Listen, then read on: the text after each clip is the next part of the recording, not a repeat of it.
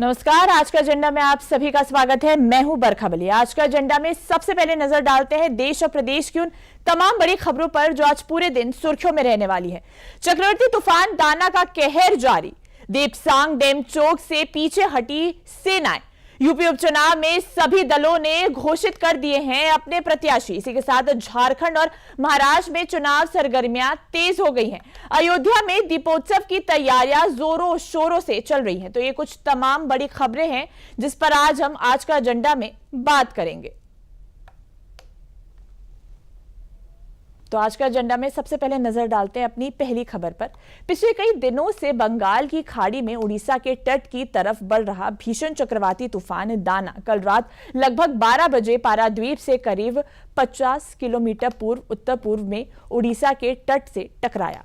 तूफान के लैंडफॉल के समय हवा की गति 100 से 120 किलोमीटर प्रति घंटे के बीच दर्ज की गई है। उड़ीसा में तेज हवाओं और भारी बारिश के कारण धामरा, भ्रदक और भ्रदक क्षेत्र में भारी तबाही हुई है।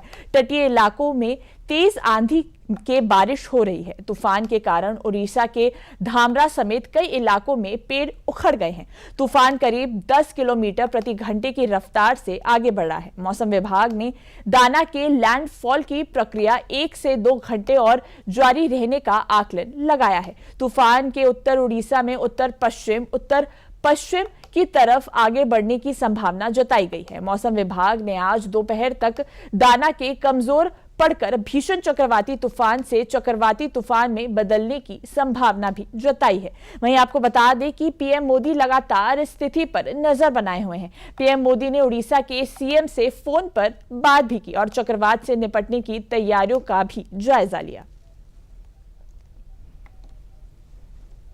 तो चक्रवाती तूफान पर क्या कुछ है, इस पर अधिक जानकारी देने के लिए हमारे संवाददाता उर्मिलेश भट्ट भी हमारे साथ जुड़ चुके हैं। उर्मिलेश, बंगाल और उड़ीसा में चक्रवाती तूफान दाना का कहर बढ़ता ही जा रहा है, क्या कुछ अपडेट सामने आ रहा है? जी बरदा, बिल्कुल जैसे कि आपने दर्शकों को बताया कि जो चक्रवाती तूफान दाना था वो जो है मध्य रात्रि में जो है टकरा गया है समुद्र तट से और अब जो है धीरे धीरे वो कमजोर पड़ रहा है। मौसम विभाग ने कहा है कि दोपहर तक जो है दोपहर के आसपास तक लगभग जो है ये और कमजोर हो जाएगा। इस बीच मौसम विभाग ने ये भी कहा है कि इसके साथ ही अब यहाँ पर जो है कई जगहों पर जो है अलर्ट, बारिश का अलर्ट भी कर दिया गया है, क्योंकि यहाँ पर अभी भी तेज हवाएं चल रही है और तेज बारिश होने की भी संभावना है। साथ ही मौसम विभाग ने मछुआरों को जो है सलाह दी है कि अगले 2 दिनों तक जो है समुद्र में न जाए, क्योंकि अभी भी समुद्र में जो है दिक्कतें हो सकती है। लिहाजा ऐसे कहा जा सकता है कि जिस तरीके से उड़ीसा सरकार ने 0 कैजुअल्टी का एक लक्ष्य रखा था वो कहीं ना कहीं आज जो है दिखाई दिया है, क्योंकि जब कल रात ये दाना चक्रवात समुद्र तट से जो है तट से टकराया था उसके बाद जो है अभी तक जो है किसी भी प्रकार की कोई जान की जो है हानि की कोई खबर नहीं आई है। हालांकि ये जरूर है कि तेज हवाओं से जो है यहाँ पर पेड़ गिर गए थे और बिजली के पोल उखड़ गए थे। उन सबको जो है बिजली के पोल को जो है लगातार बिजली विभाग जो है उसे ठीक करने की कोशिश कर रहा है जल्द से जल्द। तो वहीं जो है दूसरी तरफ एनडीआरएफ और ओडीआरएफ जो है जो सड़क पर पेड़ गिरे हुए हैं जिससे कि यातायात बाधित हुआ है उनको जो है जल्द से जल्द वहां से हटाने की कोशिश कर रहा है। जैसे कि आपने भी दर्शकों को बताया कि पूरी जो है इस पूरी घटनाक्रम पर जो है जो चक्रवाती तूफान है इसके घटनाक्रम पर प्रधानमंत्री नरेंद्र मोदी ने भी जो है यहाँ उड़ीसा के मुख्यमंत्री से बात की और हर संभव जो है मदद देने की बात कही थी। वही जो है जिस तरीके यहाँ पर तमाम जब ये चक्रवाती तूफान आ रहा था उसी बीच आप देखिए कि जो लोग यहाँ पर रह रहे थे राहत शिविरों में उसमें लगभग 6000 गर्भवती महिलाएं थी जिन्होंने कि आज जो है 1600 नवजात बच्चों को जो है जन्म दिया है, जिसमें कि बच्चा और बच्चा दोनों के दोनों सकुशल है। ये कहा जा सकता है कि एक तरफ जहाँ ये चक्रवाती तूफान दाना था उसका जिसका मतलब होता है उदारता दिखाना, तो निश्चित तौर से उसने उदारता दिखाई है। इसी बीच जो है चक्रवाती तूफान के बीच में जो है हमें किलकारियां भी सुनाई दी। वर्धा जी, और मनीष, इन तमाम जानकारियों के लिए आपका बहुत धन्यवाद। आप हमारे साथ बने रहिएगा। तो समाचारों में आगे बढ़ने से पहले लेते हैं विराम।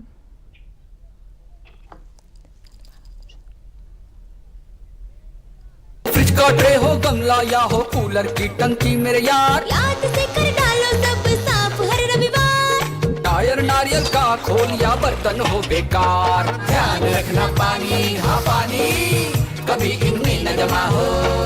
मच्छरदानी दोस्त लगाकर हर रात सोना, कपड़े भी हमेशा बदन पर पूरा ढक के पहनना। तो डेंगू, चिकनगुनिया, मलेरिया, दिमागी बुखार से बचेगी। राष्ट्रीय स्वास्थ्य मिशन उत्तर प्रदेश द्वारा जनहित में जारी।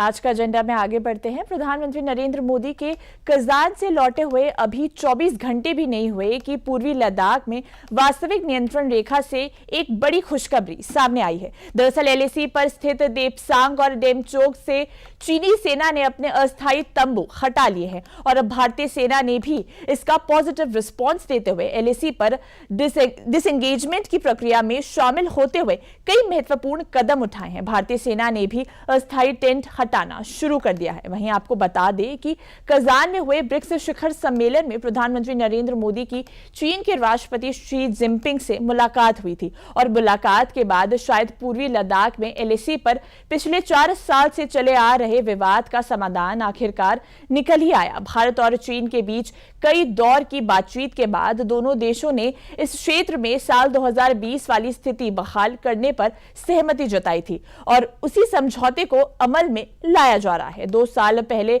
भारत और चीन की सेना 4 विभिन्न लोकेशन से पीछे हटे थे और बफर जोन बनाया था।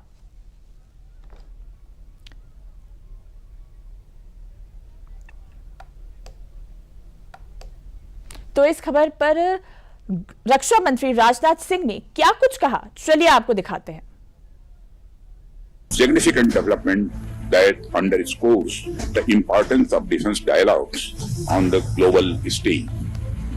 India and China have been involved in talks both at diplomatic and military levels to resolve their differences in certain areas along the LAC. Pursuant to the talks, broad consensus has been achieved to restore ground situation based on the principles of equal and mutual security. The consensus achieved includes patrolling and grazing to traditional areas. This is the power of engaging in continuous dialogue because sooner or later solutions will emerge. तो इस खबर पर अधिक जानकारी देने के लिए हमारे साथ पूर्व मेजर जनरल हर्ष कक्कड़ जी जुड़ चुके हैं। हर्ष जी, ब्रिक्स शिखर सम्मेलन के बाद पीएम मोदी और जब राष्ट्रपति शी जिनपिंग की मुलाकात हुई थी तो ये कयास लगाया जा रहा था कि शायद भारत और चीन के रिश्तों में सुधार आएगा। अब चीनी सेना ने देपसांग और डेमचोक से अपनी सेना को पीछे हटा लिया है, कैसे देखते हैं इसको? यही उम्मीद थी कि ये होगा क्योंकि मेन डिस्कशन ब्रिक्स समिट से पहले इन 2 इलाकों का था। ये 2 इलाकों के अंदर जो स्टैंड ऑफ है वो 2020 से पहले चल रहा था। तो जब बाकी जगह का डिस्कशन हुआ उस समय चीन कह रहा था कि ये 2020 से पहले है, आप इसे अलग से देखिए और बाकी डिस्कशन के साथ इकट्ठे ना लाइए और ये अलग से सॉर्ट आउट करेंगे। अभी तक वो हेजिटेट कर रहे थे इसके ऊपर डिस्कस करने के लिए। भारतीय डिप्लोमेसी और जो मिलिट्री का प्रेशर रहा उनके ऊपर और उनको ये बहुत क्लियर किया गया था कि रिश्ता तभी नॉर्मल होगा जब ये 2 भी बीच में आएंगे। उसी के कारण इन 2 से अब शुरुआत हुई है पीछे हटने की।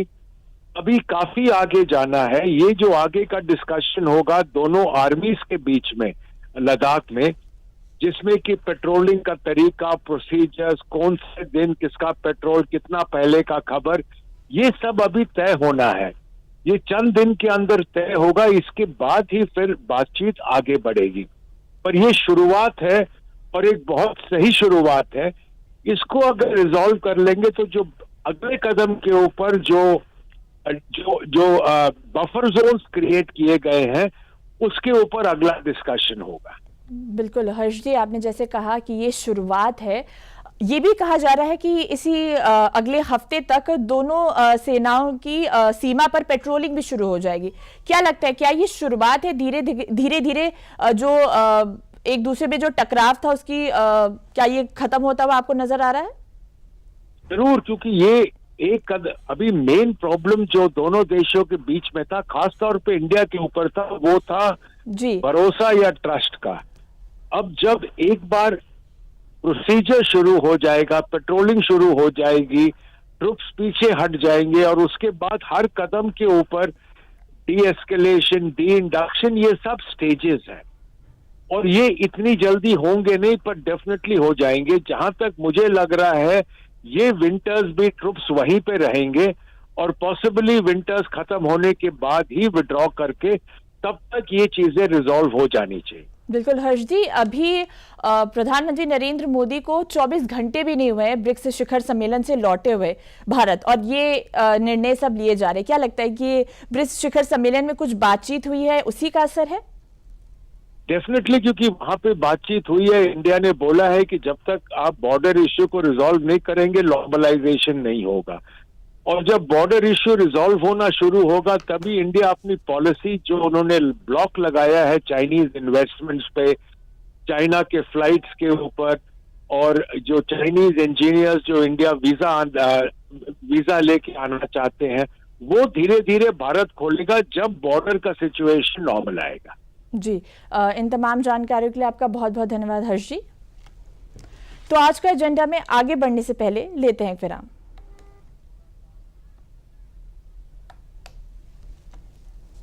फ्रिज का ट्रे हो, गमला या हो कूलर की टंकी मेरे यार, याद से कर डालो सब साफ हर रविवार। टायर नारियल का खोल या बर्तन हो बेकार, ध्यान रखना पानी, हाँ पानी, कभी इनमें न जमा हो। मच्छरदानी दोस्त लगाकर हर रात सोना, कपड़े भी हमेशा बदन पर पूरा ढक के पहनना। डेंगू, चिकनगुनिया, मलेरिया, दिमागी बुखार से बचेगी। राष्ट्रीय स्वास्थ्य मिशन उत्तर प्रदेश द्वारा जनहित में जारी। तो आज का एजेंडा में आगे बढ़ते हैं। यूपी उपचुनाव में कांग्रेस पार्टी चुनाव नहीं लड़ेगी। इसको लेकर यूपी कांग्रेस प्रभारी अविनाश पांडे ने बड़ा ऐलान करते हुए कहा कि कांग्रेस पार्टी उपचुनाव में उम्मीदवार नहीं उतारेगी और ना ही कोई भी कैंडिडेट किसी दूसरे दल के सिंबल पर चुनाव नहीं लड़ेगा। लिहाजा उत्तर प्रदेश के 9 सीटों पर होने वाले विधानसभा उपचुनाव का मुकाबला अब भाजपा और सपा उम्मीदवारों के बीच होने जा रहा है। समाजवादी पार्टी अब सभी 9 सीट पर चुनाव लड़ेगी। माना जा रहा है कि कांग्रेस को मन मुताबिक सीट नहीं मिलने के चलते पार्टी ने उपचुनाव न लड़ने का फैसला लिया है। वहीं यूपी की 9 विधानसभा सीटों पर होने वाले उपचुनाव के लिए भाजपा और सपा ने अपने प्रत्याशियों का ऐलान कर दिया है। सपा के पीडीए के मुकाबले के लिए भाजपा ने टिकट वितरण में ओबीसी वर्ग को खास तवज्जो दिया है, जबकि बसपा ने टिकट वितरण में सर्वजन समाज को प्रतिनिधित्व देने की कोशिश की है। इसके विधानसभा उपचुनाव में जातीय समीकरणों की झलक खूब देखने को मिल रही है। भाजपा के 8 उम्मीदवारों में से 4 ओबीसी चेहरे तो वहीं सपा के 9 उम्मीदवारों में से 4 मुस्लिम चेहरे शामिल हैं। तो इस खबर पर अधिक जानकारी देने के लिए लखनऊ से हमारे संवाददाता रामीन सिंह जी जुड़ चुके हैं। रामीन जी, यूपी उपचुनाव को लेकर भाजपा और सपा गठबंधन दोनों ने अपने प्रत्याशियों की घोषणा कर दी है। इस बार का सपा गठबंधन में सभी जो प्रत्याशी हैं वो सपा के सिंबल पर चुनाव लड़ रहे हैं। ये भी कहा जा रहा है कि कांग्रेस को उनके मन मुताबिक सीट नहीं मिली है, इसकी वजह से वो अपने सिंबल पर नहीं उतर रहे हैं। क्या कुछ कहना चाहेंगे इस पर? देखिए बरका, कांग्रेस लगातार समझौते की राजनीति उत्तर प्रदेश में करती रही है, इसीलिए उसका पतन भी हुआ है। और ये समझौता जिस तरह आचार्य प्रमोद कृष्ण ने कहा कि कांग्रेस ने सिंबल, सपा के सिंबल पर अपने प्रत्याशी लड़ाने की बात कही, अच्छा होता कि झंडा और कार्यालय भी सौंप देते। तो कांग्रेसियों में जो कांग्रेस से जुड़े रहे उनमें दर्द है कि कांग्रेस जब खड़ी होने की स्थिति आती है तो दूसरे के पैरों का सहारा लेते हैं, जिसके कारण ये चुनौतियां लगातार खड़ी होती रही कि कांग्रेस स्वयं नहीं खड़ी हो पाई उत्तर प्रदेश में, भले लोकसभा में उसको कुछ सीटें मिल गई। देखिए बड़ा महत्वपूर्ण चुनाव है ये चुनाव। बाई इलेक्शन 27 की राह आसान करेगा। ये 27 का रास्ता दिखाएगा कि कौन पार्टी मजबूत होकर आएगी, इसमें सभी ने अपनी ताकत लगाई है। जी समाजवादी पार्टी में जी रामीन, सपा गठबंधन की, सपा की खासतौर पर पीडीए नीति के सामने इस बार भाजपा ने 4 ओबीसी कैंडिडेट्स को उतारा, वहीं सपा ने भी 4 मुस्लिम कैंडिडेट्स को उतार दिया। वहीं बीएसपी की बात करें तो उन्होंने भी सभी वर्ग के लोगों प्रत्याशियों को इस चुनाव में उतारा है। क्या लगता है इस बार ये चुनाव सपा गठबंधन और भाजपा के बीच आर पार का होगा कि ये त्रिकोणीय चुनाव मतलब की मुकाबला होगा? देखिए बाई इलेक्शन के अगर टिकट जिसने सपा ने दिया है उसको आप देखिए कि जो गाजियाबाद की सीट है वहां उन्होंने पिछली बार की तरह जैसे अयोध्या में उन्होंने सामान्य सीट पर दलित चेहरा दिया था, उसी तरह गाजियाबाद में उन्होंने दिया है। और समाजवादी पार्टी की जो पूरी लिस्ट है उसमें सामान्य वर्ग के किसी भी प्रत्याशी को कोई टिकट नहीं दिया गया है। जहां भारतीय जनता पार्टी ने 4 ओबीसी से दिया है, वहीं 2 सामान्य से दिया है, एक दलित चेहरा दिया, तो इस तरीके से उन्होंने एक कॉम्बिनेशन बनाने का काम किया है। बसपा की बात करें तो बसपा 4 सीटों पर समाजवादी पार्टी को नुकसान पहुंचाएगी और 3 सीटों पर भाजपा को नुकसान पहुंचाएगी। हालांकि ये बात कहना हमारा गलत है क्योंकि हर पार्टी अपने रूप से प्रत्याशी तय करती है, लेकिन जब सपा और भाजपा के आमने सामने के चुनाव की समीक्षा होती है तो लगता है कि बसपा कहाँ कहाँ नुकसान पहुंचाएगी, इसलिए हम लोग जिक्र करते हैं। बसपा ने भी अच्छे प्रत्याशी दिए हैं, कई जगह त्रिकोणीय चुनाव देखने को मिल सकता है उत्तर प्रदेश में। बाई इलेक्शन सबके लिए महत्वपूर्ण है क्योंकि बसपा भी उतरी है, वही पल्लवी पटेल और असदुद्दीन ओवैसी के दल ने भी 2-3 जगह टिकट दिए हैं जहां मुस्लिम कैंडिडेट, जहां मुस्लिम अच्छी संख्या में है। तो ये लड़ाई को थोड़ा सा महत्वपूर्ण बनाएंगे, इसलिए सपा के लिए कोई बहुत साफ नहीं है कि सीधे निकलती हुई कोई सीट दिख रही हो। ये सारे चुनाव जो है फंसे हुए चुनाव है, भाजपा भी मजबूती से लड़ेगी, सपा भी लड़ेगी और बसपा और ये जो असदुद्दीन ओवैसी की पार्टी है ये कहीं न कहीं दिक्कतें खड़ी करेगी। तो इसमें किसी को रास्ता मिल सकता है, किसी का रास्ता रुक सकता है। वर्षा जी, रामीन जी, इन तमाम जानकारियों के लिए आपका बहुत बहुत धन्यवाद। तो बढ़ते अपनी अगली खबर पर। मुख्यमंत्री योगी आदित्यनाथ आज महाराजगंज जिले के दौरे पर रहेंगे। इस दौरान मुख्यमंत्री लगभग 940 करोड़ की 503 विभिन्न विकास परियोजनाओं का लोकार्पण और शिलान्यास करेंगे। इसके साथ ही सीएम योगी पीपीपी मॉडल पर तैयार नवनिर्मित मेडिकल कॉलेज की सौगात भी देंगे। जनपद में लगभग 5 घंटे प्रवास के दौरान मुख्यमंत्री सबसे पहले सदर विधानसभा के चौक स्थित नवनिर्मित महंत दिग्विजयनाथ बहुउद्देशीय इंडोर स्टेडियम एवं नगर पंचायत भवन का उद्घाटन करेंगे और जनसभा को संबोधित करेंगे। जनपद के 2 स्थानों पर मुख्यमंत्री का कार्यक्रम निर्धारित है, जिसको लेकर सुरक्षा के व्यापक प्रबंध किए गए हैं। केएमसी मेडिकल कॉलेज के डायरेक्टर विनय श्रीवास्तव ने कहा कि इस मेडिकल कॉलेज की स्थापना से चिकित्सा के क्षेत्र में जनपद को बहुत बड़ी सौगात मिलने वाली है। तो इस खबर पर अधिक जानकारी देने के लिए महाराजगंज से हमारे संवाददाता राहुल त्रिपाठी जी जुड़ चुके हैं। राहुल जी, महाराजगंज में मुख्यमंत्री योगी आदित्यनाथ का आगमन होने वाला है, क्या कुछ व्यापक तैयारियां चल रही है और कौन कौन सी बड़ी परियोजनाओं की सौगात महाराजगंज के लोगों को मिलने वाली है? जी, मैं बता दूं कि अब से थोड़ी ही देर में मुख्यमंत्री महाराजगंज पहुंचने वाले हैं, जहां पर वह जनपद वासियों को 940 करोड़ की 505 विभिन्न विकास की परियोजनाओं की सौगात देंगे। आपको बता दें कि महाराजगंज के चौक बाजार में महंत दिग्विजयनाथ बहुउद्देशीय इंडोर स्टेडियम का निर्माण किया गया है। इसके साथ ही नगर पंचायत भवन का निर्माण किया गया है, जिसका मुख्यमंत्री लोकार्पण और शिलान्यास करेंगे। इसके साथ ही जिला मुख्यालय के पास पीपीपी मॉडल पर नवनिर्मित केएमसी मेडिकल कॉलेज का निर्माण किया गया है, जिसका उद्घाटन मुख्यमंत्री करेंगे। तो कह सकते हैं कि बहुत सारी परियोजनाएं हैं जिसकी सौगात मुख्यमंत्री यहाँ की जनता को देने वाले हैं। जी राहुल जी, जाहिर सी बात है महाराजगंज के लोगों को कई विकास परियोजनाओं की सौगात मिलने वाली है, लेकिन मुख्यमंत्री के आगमन को लेकर सुरक्षा के क्या व्यापक इंतजाम किए जा रहे हैं? आपको बता दें, मुख्यमंत्री के आगमन से स्थानीय लोगों में भारी उत्साह है और यहाँ पे जो जनसभा स्थल है वहाँ पे लोगों की भारी भीड़ उमड़ी हुई है। इसके साथ ही चूंकि मुख्यमंत्री 5 घंटे जनपद में विभिन्न कार्यक्रमों में हिस्सा लेने वाले हैं, इसके लिए विभिन्न जगहों पे जहां कार्यक्रम है मुख्यमंत्री के, वहां पे सुरक्षा के कड़े इंतजाम किए गए हैं। भारी संख्या में जनपद सहित विभिन्न जनपदों की पुलिस की तैनाती की गई है और सुरक्षा के चाक चौबंद व्यवस्था किए गए हैं। जी राहुल, इन तमाम जानकारियों के लिए आपका बहुत बहुत धन्यवाद। तो आज का एजेंडा में आगे बढ़ने से पहले लेते हैं एक विराम।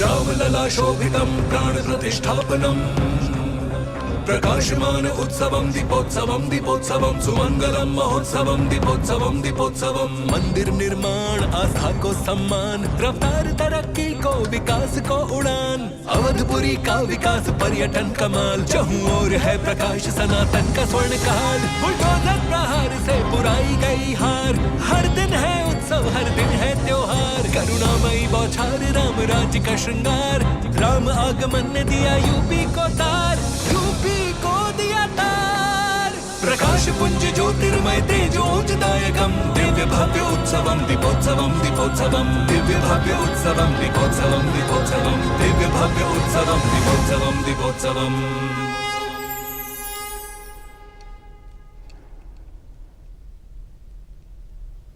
आज का एजेंडा में अब बात करते हैं झारखंड और महाराष्ट्र विधानसभा चुनाव की। तो झारखंड विधानसभा चुनाव के पहले चरण के नामांकन का आज आखिरी दिन है, तो वहीं महाराष्ट्र में चुनावी सरगर्मियां तेज है, नामांकन की प्रक्रिया जारी है। झारखंड में गुरुवार को नॉमिनेशन अपने चरम पर था। कल गुरुवार को कुल 333 से अधिक कैंडिडेट्स ने पर्चा दाखिल किया, जो अपने आप में एक नया रिकॉर्ड बना है। झारखंड में पहले चरण में कुल 43 सीटों पर चुनाव होना है। वहीं महाराष्ट्र में 20 नवंबर को विधानसभा चुनाव को लेकर मतदान होने हैं। चुनाव से पहले नामांकन भरने की तारीख 29 अक्टूबर है। तो झारखंड और महाराष्ट्र में जो चुनावी सरगर्मियां हैं वो तेज हो गई हैं। 29 अक्टूबर को नामांकन का अंतिम दिन है। तो आज का एजेंडा में आगे बढ़ते हैं और नजर डालते हैं अपनी अगली खबर पर। अयोध्या में रामलला की प्राण प्रतिष्ठा के बाद पहले दीपोत्सव को लेकर तैयारियां जोरों पर है। दीपोत्सव को लेकर अयोध्या में तैयारियां युद्ध स्तर पर चल रही हैं। पिछली बार का रिकॉर्ड तोड़ते हुए इस बार योगी आदित्यनाथ सरकार 28 लाख दीपकों को एक साथ जलाए जाने का विश्व कीर्तिमान बनाने की तैयारी कर रही है। इस बार 55 घाटों पर 28 लाख दीपक जलाए जाएंगे। 100 दीपक को जलाए जाने के लिए एक वॉलंटियर की तैनाती की जाएगी। वहीं आपको बता दें कि अब तक 23 लाख दीपक घाट पर पहुंच चुके हैं। इस नए विश्व रिकॉर्ड को बनाने के लिए 45 लाख बाती और 90,000 लीटर सरसों के तेल का प्रयोग किया जाएगा। योगी सरकार दीपोत्सव की तैयारियों पर नजर बनाए हुए है। सीएम योगी के दिशा निर्देश में प्रशासन ने भी पूरी तरह कमर कस ली है।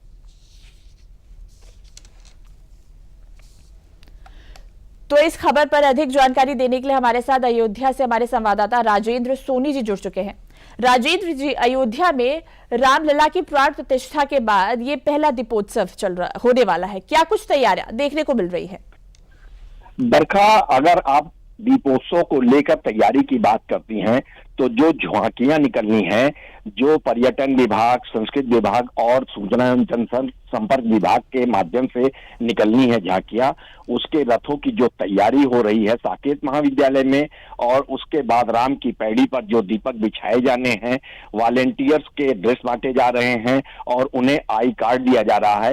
ये सारी तैयारियां जिस तरह से व्यापक तौर पर और तल्लीन होकर के की जा रही हैं, ये अपने आप में एक बृहद दीपोत्सव की गवाही बन रहे हैं कि किस तरह से ये किया जा रहा है। आपको एक और जानकारी दे देंगे बरखा जी कि इस बार जो दीपोत्सव है इसमें मुख्यमंत्री योगी आदित्यनाथ जी ने एक और निर्देश दिए हैं कि जिस तरह से अधिक दीपक जलाने का कीर्तिमान स्थापित किया जा रहा है वर्ष प्रतिवर्ष, उसी तरह से सरयू स्थल पर जो आरती होती है उस आरती को भी विश्व कीर्तिमान के रूप में स्थापित करना है, Guinness book of world record में उसे दर्ज कराना है। इसके लिए जो तैयारी की जा रही है उसमें 1100 साधु संत और समाज के गणमान्य नागरिक, ऐसा असामाजिक कार्य करने वाले लोग, ये एकदम पीतांबरी पहने हुए पीले वस्त्र धारण करके एक साथ आरती करके विश्व रिकॉर्ड स्थापित करेंगे। बरखा जी, राजेंद्र जी, इन तमाम जानकारियों के लिए आपका बहुत बहुत धन्यवाद। तो आज का एजेंडा में अभी के लिए बस इतना ही। मुझे दीजिए इजाजत। नमस्कार।